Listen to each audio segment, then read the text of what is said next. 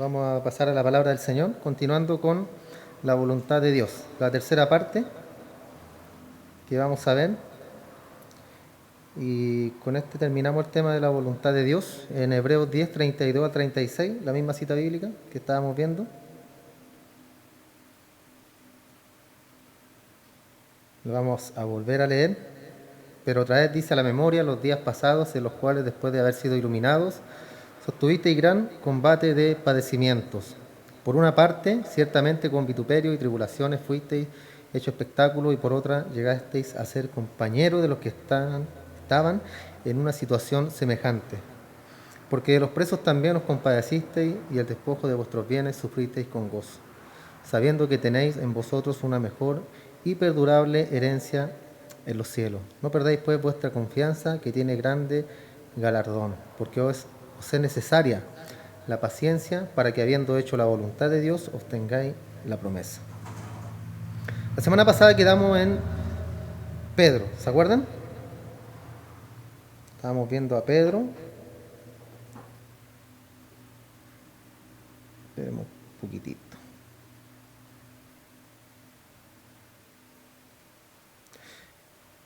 Vimos cómo Pedro, cierto, el carácter de él, cómo era de impetuoso cuando estaba al lado de Jesús, cómo él hablaba, cómo se expresaba, cómo él actuaba cuando estaba al lado de ¿quién? De su Señor. Y vimos que el común denominador de todo esto era Cristo, ¿cierto? Porque siempre él estaba al lado de Cristo. Pedro siempre estaba al lado de Cristo cuando hizo todas estas maravillas, ¿cierto? Cuando andaba junto a nuestro Señor. Entonces el común denominador era que Pedro andaba cerca de Cristo. Él encontró ese poder inmenso. Siguiendo con la misma historia de Pedro, sabemos lo que pasó más adelante, ¿cierto? Una vez que fueron al monte a buscarlo, lo tomaron preso, lo llevaron al Sanedrín y lo tomaron prisionero al Señor. ¿Qué pasó con los apóstoles ahí? Se arrancaron, ¿sí? Se fueron. ¿Qué pasó entonces con ese poder? ¿Qué pasó con esa autoridad que el mismo Señor les estaba dando, les estaba delegando? Entonces ahí vemos que el común denominador, ¿cierto?, que acabamos de ver en Pedro, también lo aplicamos a los demás apóstoles, porque todos lo abandonaron, hermano, lo dejaron. Llevaron al Señor a juicio. Pedro observaba, ¿cierto?, desde afuera cómo lo enjuiciaban al Señor Jesús. ¿Y qué hizo Pedro?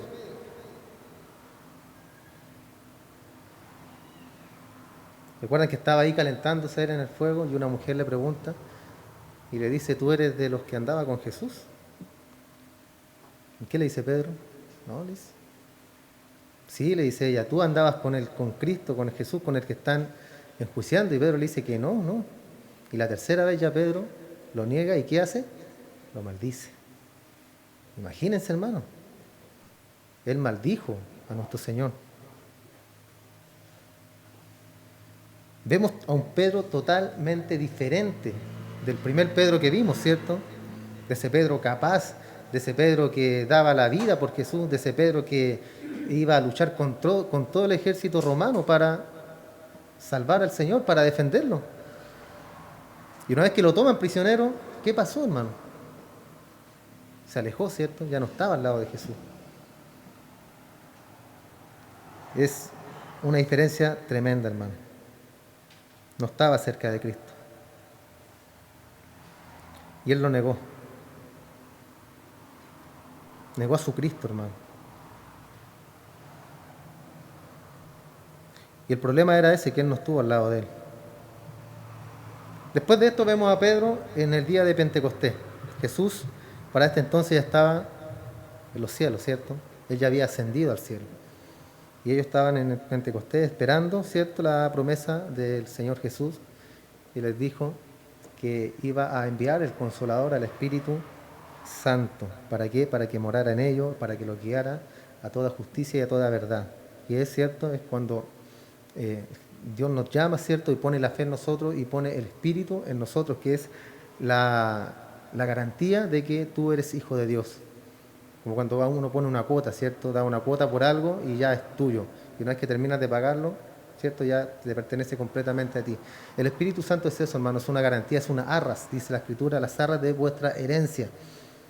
Entonces esa es la garantía de que nosotros somos del Señor y que el día de mañana nos vamos a ir con el Señor.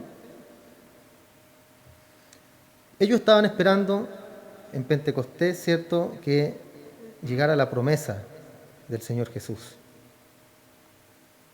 Entonces, si Pedro fue cobarde, hermano, se acobardó a unos metros de Jesús, ¿qué podemos esperar de él si con Cristo ya en el cielo y no acá, en la tierra, no al lado de él? Él ya no iba a estar, ¿cierto?, en la escena de este mundo.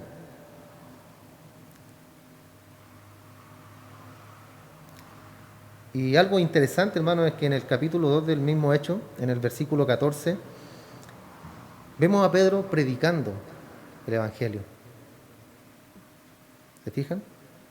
Un Pedro impetuoso, un Pedro que negó a Cristo y después un Pedro totalmente restaurado, un Pedro completamente lleno del poder de Dios. Él predicó la palabra con valentía, con denuedo. Les dijo a los judíos que ellos habían pecado al matar al Mesías, a su Señor. Y predicó, cierto, de tal manera que ese día se convirtieron como 3.000 personas.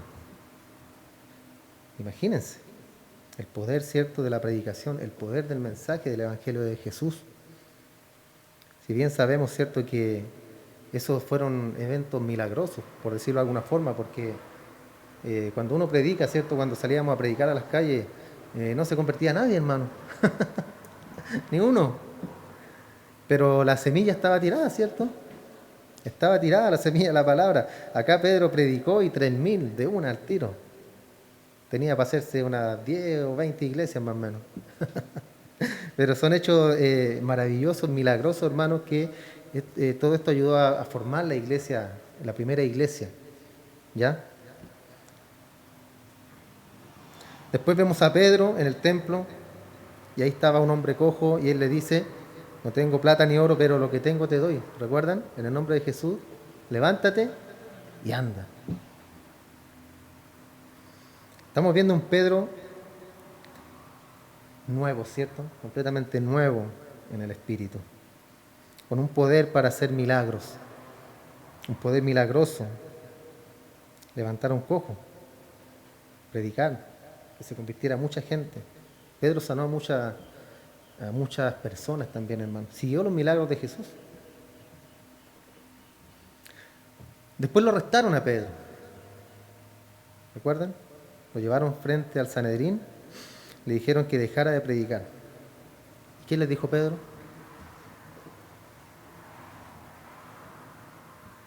¿Que sí?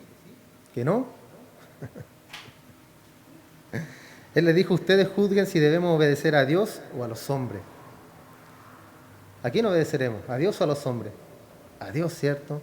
Entonces, ¿qué hizo Pedro? Después que lo azotaron, después que lo encarcelaron y todo, lo soltaron y él siguió predicando el Evangelio. No se acobardó, hermano. Él no se acobardó. La diferencia es que ahí el Espíritu ya estaba en él. El Espíritu Santo ya estaba en Pedro. Después de Pentecostés ya había llegado el Espíritu, descendió sobre ellos. Y estaban llenos de el Espíritu Santo, hermano. Tuvo valentía, tuvo poder Pedro. ¿Y de dónde obtuvo todo esto? En Hechos 2:4 dice: y todos fueron llenos del Espíritu Santo, que es lo que estamos viendo, hermano. Ser llenos del Espíritu Santo.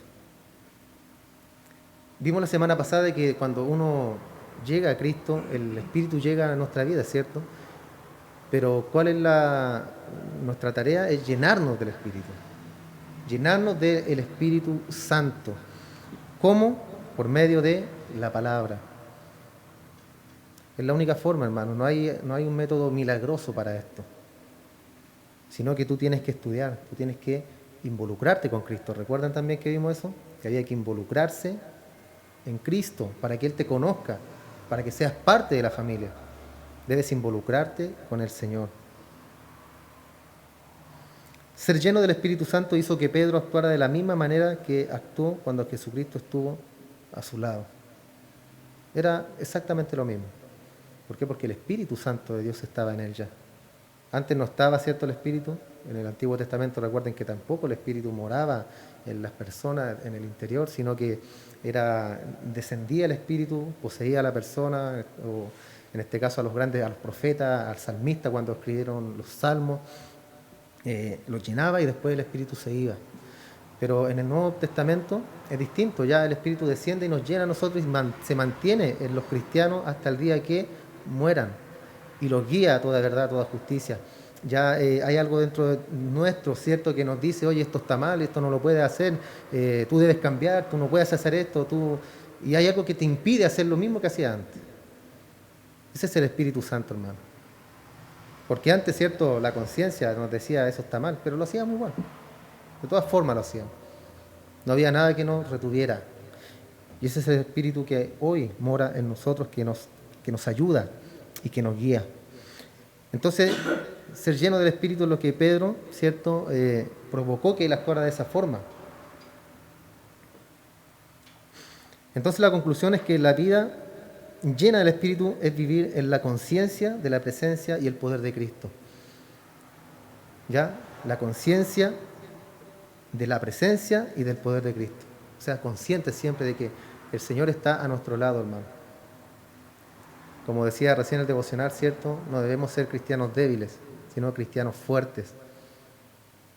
Cristianos entendidos, cristianos poderosos en palabra, cristianos que podamos enseñar, que a medida que nos vamos poniendo más viejitos, más abuelitos, seamos cada vez más sabios, llenos de palabra, llenos de consejos. El mundo dice, no, mientras más viejitos vuelven a ser niños. ¡Ay, qué lindo! Esa es una mentira del diablo, hermano. Es una mentira del diablo esa. Porque la persona mientras más vieja es, o sea, vieja, ¿cómo lo puedo decir para que no suene tan feo, cierto? Mientras más anciana es, ahí, ¿sí? La persona mientras más anciana es, tiene que ser más sabia, llena de sabiduría, hermano. Y nosotros, ¿cierto?, que vamos para allá, para ancianos también, el día de mañana debemos ser llenos de consejos, que nuestros hijos puedan acercarse a nosotros y pedirnos un consejo, que yo pueda guiar a mis hijos, que tú puedas guiar a tus hijos, que tú puedas guiar a cualquier persona, hermano, que se acerque a ti, y que cualquier persona pueda confiar en ti y encontrar en ti un consejero, un hombre, una mujer de Dios. Por eso es importante, hermano, ser llenos del Espíritu, para que nos guíe y para que también nos llene de su conocimiento y de su palabra.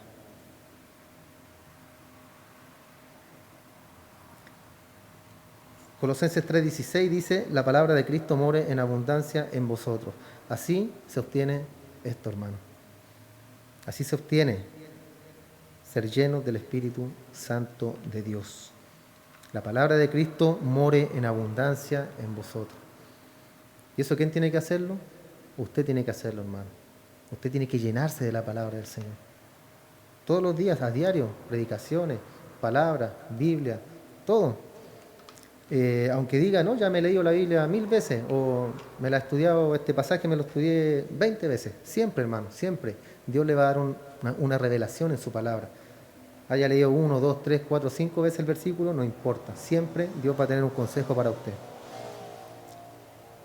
Entonces, conforme mora la palabra en abundancia en nosotros, alimentamos, ¿cierto?, de la palabra de Dios, de las Escrituras, eso se convierte, en así decirlo, en la presencia de Cristo en nosotros, porque es su palabra, es la palabra de Él, ¿cierto? Es la palabra de Cristo y conforme a la palabra de Cristo te domina, el Espíritu te controla. Esa es la clave. La palabra del Señor mora en nosotros en abundancia y eso nos controla a nosotros, hermano. El Espíritu nos domina por medio de la Escritura. ¿Por qué? Porque cuando vamos a hacer algo o queremos hacer algo que está mal, nos vamos a acordar de la palabra del Señor, nos vamos a acordar de la Escritura, nos vamos a acordar de un versículo. Es como cuando uno predica también, ¿cierto? Yo no todo lo que hablo lo tengo acá escrito, sino que muchas cosas vienen a mi mente, versículos y cosas, ¿cierto? Una vez que uno va desarrollando el mensaje, Dios le va dando palabras. Pero ¿de dónde Dios te da palabras si tú no lees la Biblia o si tú no la estudias? ¿De dónde Dios te va a iluminar? no es mágico, hermano, insisto en eso. No es mágico, sino que tienes que tú alimentar tu corazón, tu mente, y Dios después de eso toma y te da palabra a ti para dar consejo a alguien, a alguna persona que está en dificultad, que tenga problemas, que está en angustia, lo que sea, y Dios te va a dar palabra de la misma que tú te has alimentado durante todos estos años, hermano. Entonces es muy importante que tú estudies la palabra, es muy importante.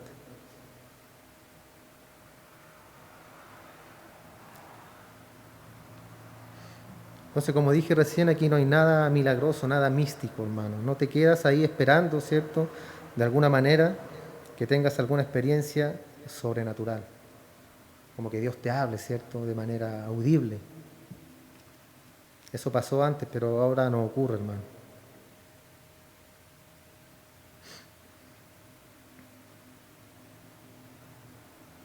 Entonces, viviendo en todo momento en la presencia consciente de Cristo, que siempre está ahí, ¿cierto? Ese es el punto, que nosotros sepamos de que Cristo siempre está ahí con nosotros, como lo decía el devocional también, ¿cierto? Que Cristo está siempre con nosotros, que no debemos temer a nada ni a nadie. Tampoco, ¿cierto?, nos vamos a hacer los valientes ni nada, sino que tenemos que vivir una vida tranquila, hermano, confiando en la presencia del Señor, en que Él tiene cuidado de nosotros. Porque un cristiano cobarde, un cristiano que anda siempre temeroso, que siempre tiene miedo, que tiene miedo de enfermarse, que tiene miedo de que lo atropellen, que no quiero salir porque me puede pasar algo, que no quiero ir acá porque me puede pasar... No, hermano, ese es un cristiano que no confía en el Señor. Porque no estás confiando en la soberanía de Dios, de que Dios te cuida, de que Dios te protege, de que Dios está contigo, de que Dios te guarda, hermano. Entonces nosotros debemos estar conscientes, y a eso me refiero en este punto, de que Cristo está siempre con nosotros a nuestro lado. Él lo dijo, ¿cierto? Yo estaré con vosotros todos los días hasta el fin del mundo. Todos los días. No cuando tú crees que Él está ahí, sino que Él está ahí siempre.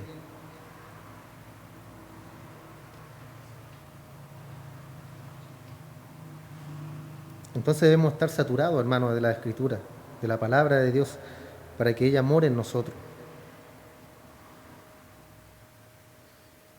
Y también para que la Escritura controle nuestras vidas.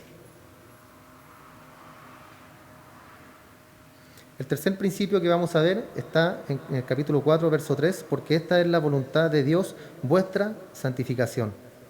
Entonces la voluntad de Dios es que seamos salvos, ¿se acuerdan? Seamos salvos. Que también seamos llenos del Espíritu. Y la tercera, que seamos santificados. ¿Ya? ¿Qué significa santificado? Santo significa apartado de, apartado, ¿cierto? Esa es una palabra santo. Yo podría llamarle a ustedes santos, si los puedo llamar santos. Son apartados. Eso significa santo. Lo que pasa es que tenemos otro concepto nosotros de la palabra santo, como que una persona que no tiene pecado, que ya se va al cielo, que está al lado de Jesús, ahí al lado de Dios. No, hermano, santo es apartado de. Ustedes Dios los ha apartado del mundo. Entonces ustedes son santos de Dios. Y esta palabra que dice que la voluntad de Dios es vuestra santificación, es que estemos apartados del mundo, del pecado, de todo lo malo, hermano, de todo lo que no glorifique el nombre del Señor. Santificado. Entonces la santificación nuestra es la voluntad de Dios también, hermano. Que seamos santos para Él.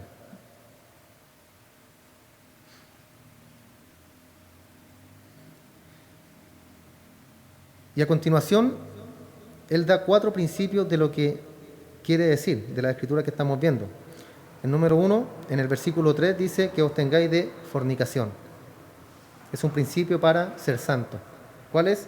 Abstenerse de la fornicación. Ese es el número 1. ¿Qué significa? Mantente alejado del pecado sexual. Entonces, mantenerse alejado del pecado sexual, hermano, lleva todo lo que es el pecado sexual, ¿ya? Y dice, mantente alejado de eso, cuando hablamos de fornicación. ¿Qué tan alejado? Lo bastante para que no puedas ni siquiera ver o tocar o percibir ese pecado. Lo suficientemente alejado para mantenerte puro. Y eso es algo positivo para nosotros, hermanos, mantenerse alejado de la inmoralidad sexual. En 1 Corintios 6:12, todas las cosas me son lícitas, pero no seré dominado por nada, dice Pablo. Todas las cosas me son lícitas, pero yo no me dejaré dominar por nada. ¿Y cuándo sucede eso? Volvemos atrás, cuando estás lleno del Espíritu Santo. Cuando estás dominado por el poder del Espíritu Santo, no te dejarás dominar por nada. Todo te será lícito, todo podrás hacerlo, pero no te dejarás dominar por eso. Yo siempre le digo, el consejo que le doy a mi hija, ¿cierto? Que nunca esté sola con su pololo. Siempre le digo, nunca hagas no provoques una instancia donde puedan, ¿cierto?, las pasiones juveniles influir y puedas pecar. Siempre le decimos lo mismo con mi esposa a ella. Y es cierto, hermano, porque nosotros vivimos nuestra juventud, ¿cierto? Yo la viví fuera de Cristo y es verdad. La instancia, ¿cierto? La oportunidad. Como dicen, la oportunidad es el ladrón. Acá también en las pasiones juveniles. La oportunidad va a ser que tú caigas en pecado. Y debemos mantenernos alejados. Debemos mantenernos puros para el Señor. Y es lo mismo en todo sentido, hermano. Cuando José, siempre le doy este ejemplo, ¿cierto? Cuando la esposa de Potifar se le insinuó a José, él quería acostarse con José. Seguramente era guapo, musculoso, José, y ella le gustó. Y le dijo, duerme conmigo. ¿Y qué le dijo José? Ahí nos vemos. ¿Y por qué le dijo eso José? ¿Ustedes creen que en el corazón de José o en la mente a él no le hubiera gustado estar con una mujer linda, hermosa? Yo pienso que era linda, hermosa. Él se conocía, hermano. Y él decía, si yo me quedo aquí, yo voy a pecar. Así que arranco. Cuando la palabra dice huir de la fornicación, exactamente lo mismo, es arrancar, hermano. Cuando te sale persiguiendo un rottweiler de 2 metros y tú arrancas, así mismo debes arrancar del pecado, de la fornicación, de los deseos, hermano, de los malos deseos. Dios bendice, ¿cierto?, la relación sexual dentro del matrimonio. Ahí es permitida, ¿cierto? Ahí tú puedes amar a tu esposa, a tu esposo, amarse, ¿cierto?, besarse, tocarse, todo lo que implica una relación sexual. Pero fuera del matrimonio Dios no lo quiere, Dios no lo permite. Nosotros en nuestra ignorancia lo hicimos, ¿cierto? Pero Dios nos ha llamado ahora para que seamos santos, apartados. Entonces no debemos dar pie al pecado. La fornicación, ¿cierto? Por ejemplo, el adulterio no se da de la noche a la mañana. Uno no se levanta en la mañana diciendo, hoy día voy a ser adúltero, hoy día voy a engañar a mi esposa. No, es algo que nace en el corazón y se va gestando poco a poco, hasta que llega el día donde el diablo, ¿cierto?, pone la oportunidad y caes en el pecado, engañas a tu esposa. ¿Pero por qué pasa eso? Porque ya no hay comunicación, porque ya no hay una relación. Porque cuando hay relación, cuando hay comunicación, no debiera pasar eso, hermano. No debiera llegar eso al matrimonio, que uno engaña al otro. No debiera ser jamás, hermano. Porque tiene que haber comunicación, tiene que haber comunicación en lo afectivo, en lo sexual, en las cosas del hogar, en lo económico, en lo material. En todo tiene que haber una relación en el hogar, comunicación, para que esto no pase. Porque a lo mejor el hombre o la mujer pueden ser infiel al esposo o a la esposa. ¿Pero por qué fue infiel? ¿Porque quiso? ¿O porque a lo mejor su esposo no estaba satisfaciendo la necesidad de su esposo o de su esposa? Entonces, muchas veces nos afirmamos y decimos, es que no me puede engañar porque es cristiano. Es que no puede hacer esto porque él es cristiano o porque ella es cristiana. No puede. Sí puede, hermano, sí puede. Puede. Y todo pecado, ¿cierto?, va a ser perdonado. Pero lo que sí que se va a romper una relación, lo que sí que se va a romper un hogar, se va a romper una familia, se van a dividir los hijos. Y eso es lo que hay que pensar siempre en una relación. Que no somos solamente dos, sino que hay que sobrellevar la relación para que todo funcione y todo ande bien. No por los hijos, sino en primer lugar por tu relación con tu pareja, porque por algo estás con él, ¿cierto? Porque te enamoraste, porque te quisiste casar, quisiste tener hijos. Y es una decisión que se toma, como dice cuando se casan a las personas, hasta que la muerte los separe. No hasta que tú te dé la gana y te vayas con otra o con otro y hasta ahí llegó todo, ¿no? Es un compromiso para siempre, es un compromiso, como yo digo siempre, para hombres, para machos. Es un compromiso para hombres, hermano. Porque casarse es para valientes. Casarse es para valientes. ¿Amén, hermano? Ese es mi hermano. Entonces debemos tener nosotros la capacidad, ¿cierto?, de sobrellevar nuestra relación para que no pase eso. Yo tengo que a mi esposa satisfacerla, ¿cierto?, en todo sentido para que ella no busque otro hombre, porque me tiene a mí, y ella también a mí, ¿cierto?, para yo no buscar otra mujer. Porque, insisto, no debemos pecar, no debemos llegar al extremo del engaño, pero puede pasar, sí, puede pasar. Puede pasar, hermano. Entonces debemos mantenernos, ¿cierto?, llenos del Espíritu para que esto no pase, para que esto no suceda. Y el amor es mutuo. Cuando yo me caso para hacer feliz a mi esposa. Ya, yo ahora me niego a mí mismo y yo quiero hacer feliz a mi esposa. Y viceversa, ¿cierto? Cuando es viceversa, funciona espectacular. Porque cada uno vive para el otro. Y no vivo yo para mí nomás solamente y egoísta, y yo quiero que me hagas feliz. Yo necesito esto, yo necesito que tú me hagas feliz. No, tú tienes que hacer feliz al otro por sobre todas las cosas. Y así cumples también el mandato del Señor. Segundo principio, versículo 4, que cada uno de vosotros sepa tener su propia esposa en santificación y honor. ¿Se fijan? Está en la Biblia. Cada uno de ustedes sepa tener su propia esposa en santificación y en honor. Santificado para el Señor y en el matrimonio.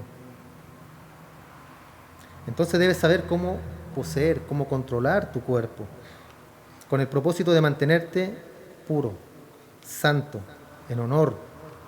Controla tu cuerpo. Como puedes ver, Pablo sabe que este es el problema. El problema en la santificación es mantener alejado del pecado sexual. Ese es un problema.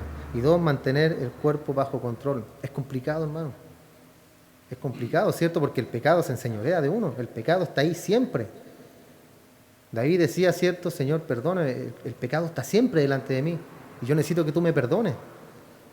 Y eso es lo que Dios quiere de nosotros, hermano, un corazón humillado, un corazón que sepa que tú vas a pecar, pero que quieres seguir adelante, que quieres continuar, que eres un pecador, que eres una persona que está sujeta a pasión y que muchas veces te traicionan.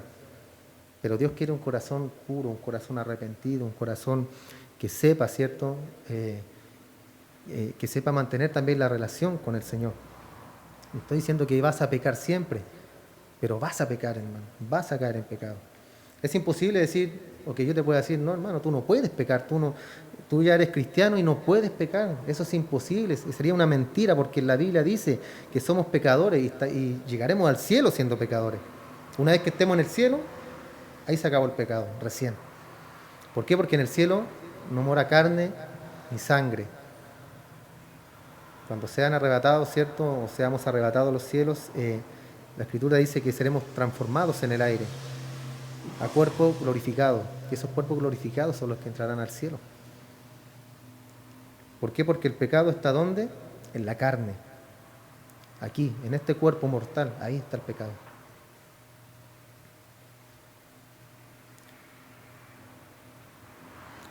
En 1 Corintios 9:27 dice Pablo, si no golpeo mi cuerpo y lo pongo en servidumbre. Imagínense Pablo, el más grande apóstol, Pablo, golpeaba su cuerpo y lo ponía en servidumbre. En otras palabras, él hacía que su cuerpo siempre anduviera con un ojo negro, lo golpeaba. Él usaba esta palabra, golpear, le golpeo el rostro, significa. Golpeo mi cuerpo para mantenerlo bajo control. Él está hablando de actos externos. No hago nada con mi cuerpo que de alguna manera vaya a deshonrar a Dios. Y eso es lo que debemos hacer también nosotros.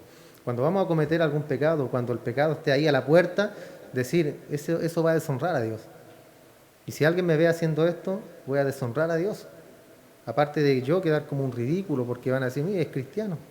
Voy a quedar como ridículo y deshonro a Dios. Y eso es lo que más debe preocuparnos, hermano, el deshonrar a Dios, el dejar mal al Señor. El dejar mal el Evangelio, eso es lo que debe preocuparnos con el pecado. En 1 Corintios 6:17 dice, el que está unido al Señor es un espíritu con Él. Entonces lo que hago en mi cuerpo lo estoy uniendo a Cristo. Esa es la razón por la que Pablo dice que si te unes, ¿cierto?, a una prostituta o a una ramera, has unido a Cristo a esa ramera o a esa prostituta. En lo que involucres, ¿cierto?, en lo que te involucres, tú involucras a Cristo porque eres uno con Él. Entonces eso es lo que debe a nosotros, ¿cierto?, mantenernos con una alerta siempre. Que cuando vamos a pecar o cuando vamos a cometer un pecado, cuando el pecado está a la puerta, debemos pensar, si lo hago, voy a deshonrar a mi Señor. Entonces dice Pablo, controlo mi cuerpo, lo controlo. Y esto es la santificación. Dios quiere que mantengamos nuestro cuerpo bajo control, nuestras pasiones bajo control, para cumplir con el propósito de la santificación y el honor. ¿Ya? Por eso es importante lo que decía recién en la relación del matrimonio, hermano. ¿Y por qué se toca el matrimonio? Porque es la base de la sociedad. ¿Ya? El matrimonio es la base de la sociedad. La familia es la base de esta sociedad, hermano. Y eso es lo que el diablo quiere destruir con todo esto del aborto, ¿cierto? Con el matrimonio homosexual, con todo lo que se está viendo hoy en día. Ellos quieren destruir la familia, destruir la descendencia. Eso es lo que ellos quieren. Y es un pequeño grupo, hermano, pero manejado, ¿cierto?, por las redes, manejado por los medios de comunicación, que en el fondo la gente piensa que son muchos, y no son muchos, hermano. Es una minoría que quiere dominar a la mayoría. Así es. Y los medios de comunicación, ¿cierto?, muestran otra realidad. Entonces nosotros debemos siempre cuidar el honor de nuestro hogar, de nuestra familia. Educar a nuestros hijos, ¿cierto?, no anticuadamente, como dicen algunos, eso es anticuado, eso es de antes, ya no se usa. Pero el principio bíblico a mí me ha demostrado que funciona, y funciona de maravilla, hermano. Cuando el hombre, ¿cierto?, toma las riendas de su hogar, trabaja el hombre, mantiene su hogar, la mujer, ¿cierto?, en el hogar, cuida a los hijos, los enseña, se preocupa de todas las cosas que el hombre no puede preocuparse, obviamente, porque anda trabajando, y se forma una relación armoniosa en el hogar, donde cada uno toma su rol. No es que el hombre sea machista o la mujer, ¿cierto?, tiene que estar ahí, no. Es un principio bíblico, hermano. Y si es bíblico, es bueno, y debemos tomarlo. ¿Ya? Ahora no quita que en el matrimonio, si la mujer quiere trabajar mientras no hayan hijos, no hay ningún problema, son los dos líderes, pueden hacer lo que quieran, pero una vez que llegan hijos cambia la cosa. Cambia la cosa y nosotros lo vivimos con nuestros hijos, esa etapa, y es lamentable, hermano, es triste. Por eso yo digo y apoyo el principio bíblico, que es el correcto, es el efectivo, y es el que debemos siempre apoyar nosotros.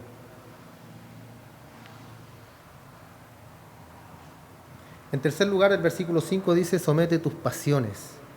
Dice, no en pasión de concupiscencia como los paganos que no conocen a Dios. Entonces, tenemos que controlar las pasiones también. Ahora, el control del cuerpo es exterior. El control de la pasión es interior. Tú controlas tu cuerpo, no dejes que tu cuerpo haga cosas que te llevan a pecar. No lo dejemos, hermano. Controlemos nuestras pasiones al no dejar que tu mente vea, oiga y contemple cosas que te van a llevar a pecar. Debemos nosotros evitar esas cosas, hermano. Tú conoces tus debilidades, tú conoces, ¿cierto?, lo que te puede llevar al pecado. Y eso es lo que debes hacer, evitar ver esas cosas, evitar oír esas cosas o contemplar esas cosas que te van a llevar al pecado. Tú controlas el cuerpo al controlar tu mente, ¿ya? Porque el cuerpo no se manda solo, obviamente. Todo nace en el corazón, en el interior, ¿cierto?, en la mente, y después surge, ¿cierto?, por medio de las acciones. Por medio de las acciones yo veo lo que está dentro mío, en mi corazón. Tú controlas tu imaginación. Santiago dice que la concupiscencia, cuando concibe la imaginación, da a luz el pecado. Eso lo dice Santiago. O sea, nosotros pensamos, vemos el pecado, lo pensamos y después nace por medio de mi acción. Eso es lo que quiere decir Santiago acá. Entonces debemos controlar nuestra mente y apartarnos del pecado, hermano. Evitar pensar cosas que nos van a llevar a pecar. Y el cuarto principio dice que en el versículo 6, que ninguno transgreda y defraude a su hermano en cualquier asunto. ¿Qué quiere decir esto? No te aproveches de otras personas. A lo mejor usted dirá que son reglas difíciles de seguir, hermano. Que será difícil, ¿cierto?, mantenerse alejado del pecado, controlar el cuerpo, sujetar las pasiones o aprovecharse de otras personas. A lo mejor dirá que es complicado.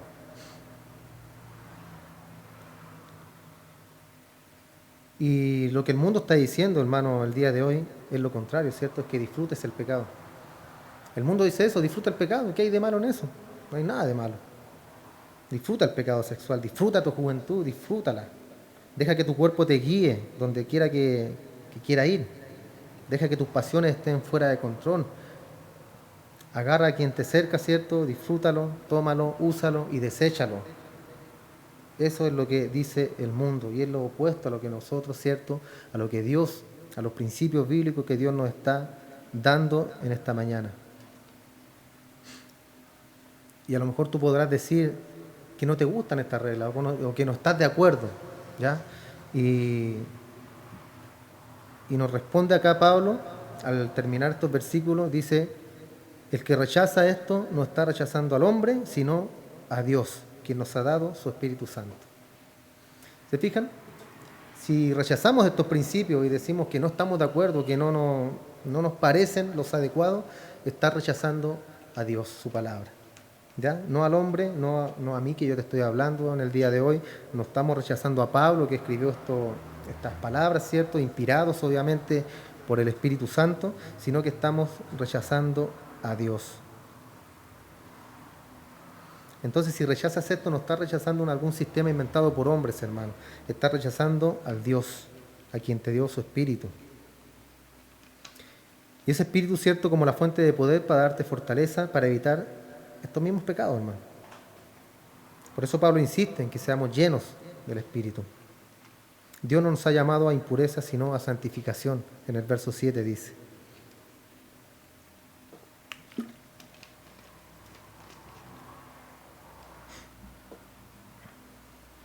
Entonces todas estas cosas, hermanos, son las que nosotros debemos aplicar en nuestra vida.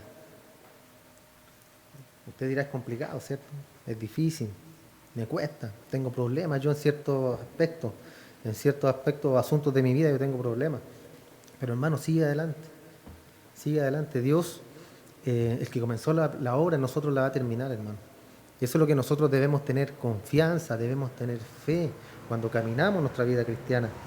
Que Él cumplirá, ¿cierto?, su propósito en nosotros, que Él nos llamó y no nos llamó para maldición, hermano, sino que nos llamó para salvación, nos llamó para santificación. Debemos vivir nuestra vida cristiana tranquilos. Como dice Pablo, correr la carrera con paciencia. Con paciencia. Nadie nos está apurando a llegar al cielo. Nadie nos está apurando, hermano. Cada día, ¿cierto?, tiene su propio afán. Cada día debemos buscar al Señor, santificarnos. Cada día es un aprendizaje, cada día, ¿cierto?, es una enseñanza en nuestra vida. Y esa enseñanza debemos guiarlas por medio de la palabra del Señor.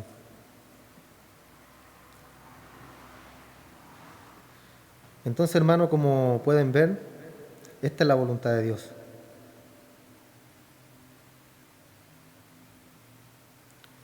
A lo mejor usted me dirá, pero no hablamos acerca de lo que yo quiero saber, de la voluntad de Dios para mí. ¿En quién me caso? Como lo vimos al principio, ¿recuerdan? ¿Qué profesión estudio? ¿Con quién me casaré? ¿Debo viajar o no debo viajar? ¿Debo ir o no debo ir?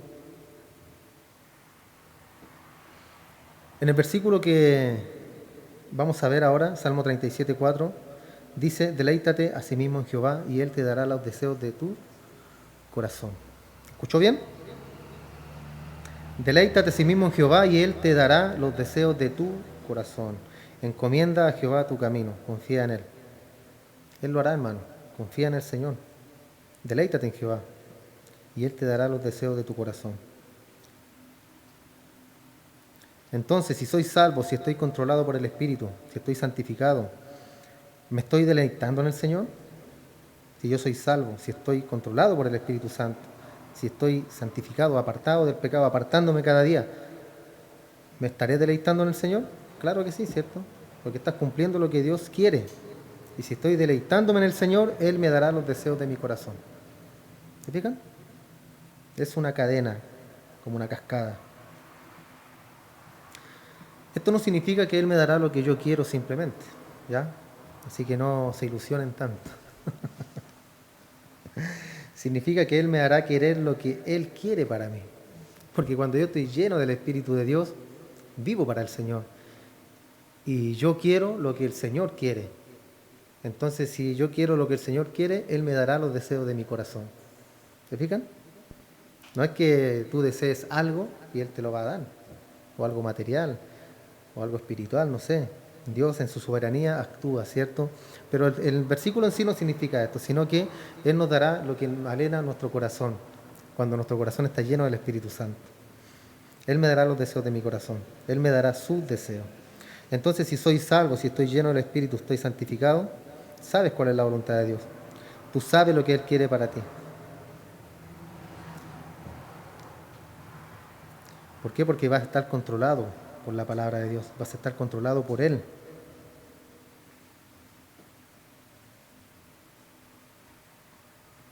Por ejemplo, si tú dijeras, me gustaría ir al sur a predicar a los mapuches en esta circunstancia que está tan mala la cosa en el sur, me gustaría ir al sur, sé hablar mapudungún, tengo cierto conocimiento de teología y me gustaría ir al sur a predicarle a ellos, pero no sé si será la voluntad de Dios.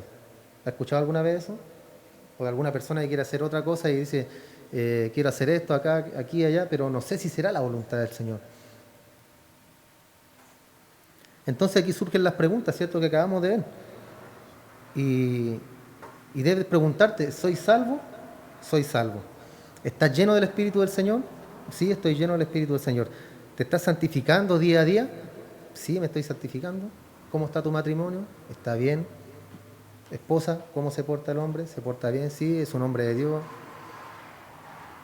Entonces, haciendo esas preguntas, hermano, y en base al versículo que recién leímos, que Dios te concederá los deseos de tu corazón, ¿cuál sería la respuesta para ese hombre?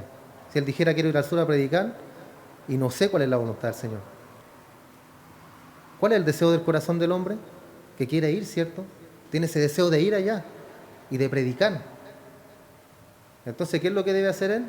Debe ir. Así de fácil es esto, hermano. Esa es la voluntad del Señor. Esa es la voluntad de Dios. Cuando tú estás lleno del Espíritu del Señor, las decisiones son las correctas, hermano. Cuando tú sabes que estás lleno del Espíritu de Dios, cuando tu vida anda bien, cuando tú estás en una relación con Dios y andas de la mano con Dios, no debes tener ninguna duda de lo que tú estás pensando es lo correcto. ¿Por qué? Porque ¿qué hay de malo en ir a predicar? En ir a enseñar a alguien. No hay nada de malo en eso, hermano. Entonces así podemos nosotros buscar la voluntad del Señor. Si tú estás lleno del Espíritu de Dios, si estás lleno de palabra, fácilmente vas a poder ver con quién te vas a casar, fácilmente vas a poder ver qué es la carrera que debes seguir o qué te gustaría estudiar, a qué trabajo postular o si te quieres ir a vivir a otra ciudad. Siempre, hermano, vas a estar guiado por el Espíritu y no debes tener duda alguna y tomar las decisiones. Como 1 Timoteo 3 que dice, si alguno anhela obispado, buena obra desea. Entonces, ¿se puede ser llamado al ministerio por un deseo del corazón, como lo leímos recién? Es el grito del corazón, hermano, que quiere hacer esto para el bien de la iglesia, para el bien del cuerpo de Cristo. Entonces, si alguno anhela obispado, buena obra desea. ¿Puedes anhelarlo? Sí. Si estás lleno del Espíritu del Señor, muy bien, lo vas a lograr. Vas a llegar a ser pastor algún día, vas a llegar a ser siervo de Dios algún día. Entonces, cuando estás buscando la voluntad de Dios, debes asegurarte de que los elementos conocidos de la voluntad de Dios estén bien, estén en lo correcto. De lo contrario, nunca encontrarás lo desconocido. Si no eres cristiano, simplemente estás jugando un juego. O si no estás permitiendo que el Espíritu de Dios controle tu vida, estando saturado por la palabra y no estás viendo una vida apartada, santificada y pura, realmente no tienes muchas posibilidades de encontrar la parte desconocida de la voluntad de Dios. Hay muchas personas así, hermanos, que tienen mucho conocimiento, mucha teología, pero están vacíos espiritualmente. El conocimiento, ¿cierto?, sirve mucho, pero tiene que ir de la mano con lo espiritual, debe ir de la mano con el espíritu, porque si no se convierte en un simple conocimiento, en simple teología, y eso no sirve si no va de la mano con el espíritu, si no va de la mano, ¿cierto?, con el Señor, porque así podemos descubrir la voluntad de Dios. Entonces, si tu vida está bien, puedes seguir los deseos de tu corazón, porque habiéndote deleitado en Él, Él te dará los deseos de tu corazón. Así que esa, hermano, es la voluntad de Dios para nuestra vida. Espero que haya quedado claro, que no tenga dudas, hermano, de cuál es la voluntad de Dios para su vida, de cuáles son las decisiones correctas o cuáles son las decisiones que debe tomar en su vida. Cuando usted está lleno de Dios, lleno del Señor, las decisiones son las correctas. Confía en el Señor, hermano, en tus decisiones, en lo que vayas a hacer, en tus deseos. Siempre deleítate en el Señor. Confía en Él. Si estás de la mano de Él, no vas a tener ningún problema. Y tus decisiones van a ser las correctas, hermano. ¿Oramos? Damos gracias al Señor.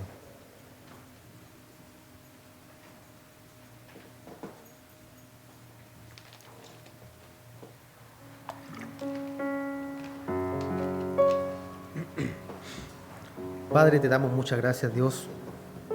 Gracias por este tiempo que nos das en tu palabra. Gracias por este tiempo, Señor, que nos das para nosotros poder conocer un poco más de tu voluntad, mi Señor. Ya sabemos que debemos estar llenos de tu Espíritu. Ya sabemos que debemos estar llenos de tu palabra, llenos del conocimiento para poder, Señor, tomar las decisiones correctas. Mientras tú gobiernes nuestra vida, Señor, todo será correcto, todo estará bien. Te damos gracias por este mensaje. Gracias por tus palabras, Señor, porque son tus palabras, Dios mío. No son mis palabras, no es mi pensamiento, no es lo que yo quiero enseñar, sino es lo que tú quieres enseñarnos a nosotros. Y te doy gracias, Padre. Gracias porque he aprendido que en tu voluntad, Señor, en tu voluntad está la perfección, en tu voluntad está lo correcto. En tu voluntad, Señor, estás tú. Estás tú ahí, Señor, guiando mi vida, guiando mi corazón, guiando mis pensamientos y mis pasos para hacer lo correcto, Padre. Bendice a cada uno de mis hermanos, los que no han podido llegar también, bendíceles, fortalécelos, ayúdalos, Padre Santo. Una bendición para ellos, Dios, para que el día de mañana puedan estar acá, en este lugar. Bendícelos cada día, Dios del cielo. Guarda a nuestros hermanos que no han podido estar con nosotros. Y te rogamos también por cada uno que esté enfermo, en dificultad, en debilidad, que tu mano de amor, que tu mano de poder, de sanidad, vaya a cada uno de ellos. Quiero pedirte en especial en esta mañana por mi tío Raúl, el hermano de mi madre, que sufrió un accidente, Señor, y está hospitalizado, Dios del cielo. Tú conoces, Señor, todos los detalles. Tú todo lo sabes, mi Dios. Pero queremos pedirte en esta mañana por él, por su vida, por su familia, por su hogar, para que tú, Señor, si es tu voluntad, lleves sanidad a él. Lleves sanidad, Señor, y que todo lo que le van a hacer salga bien, mi Señor. Ayúdalo para que, ojalá así sea, esta sea una instancia para que él te conozca. Aunque tiene un conocimiento de ti, Señor, pero en tu soberanía, Señor, tú conoces todas las cosas. Nosotros solamente pedimos y clamamos por él una bendición, sanidad.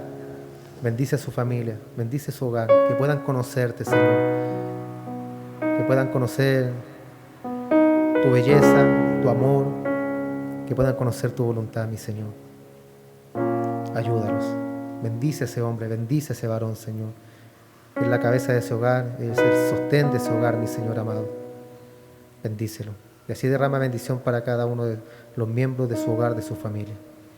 Lo dejamos en tus manos, Señor, confiando en que tú eres bueno. Eres un Dios bueno, maravilloso, santo, compasivo, mi Señor. Y creemos, Señor, y confiamos en que tú lo vas a ayudar, mi Señor. Gracias, Padre. Te entregamos todo esto, Señor, estas alabanzas, esta oración, Señor, y todo lo que hemos hecho, porque lo hemos hecho para ti. Hemos venido a este lugar a verte a ti, Señor.